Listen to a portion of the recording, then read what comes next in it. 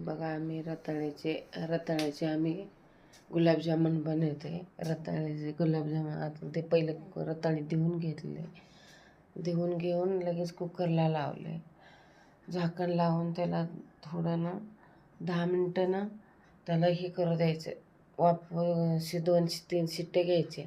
2-3 शिट्ट्या झाल्या का लगेचच हे करून घ्यायचं. त्याचे साल काढून घ्यायचे. साल काढून घेतले का त्याला एकदम चुरून पण घ्यायचे. मग चुरून झाले की पूर्ण लगेचच हे करायचं. त्याला ते कॉम्फर्ट पावडर टाकायचं.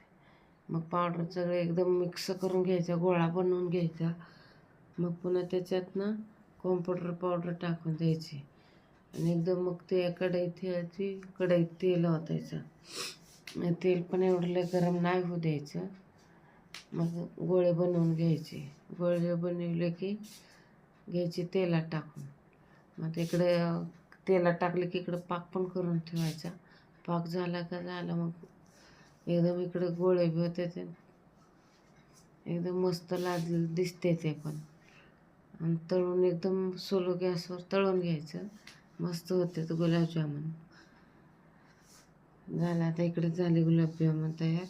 मग आता इथं द्यायचे हे तर ते पाक पण तयार झाला. मग आता हे पाक तयार झाला आहे तर झाले गुलाबजामुन तयार. बघा झाले व्यवस्थित. बघा गुलाबजामुन कसे झाले तयार. बघा किती छान झाले गुलाबजामुन. टाकले ते पाकात टाकून द्यायचे. पाकात टाकून दिले की मस्त होतात गुलाबजामुन.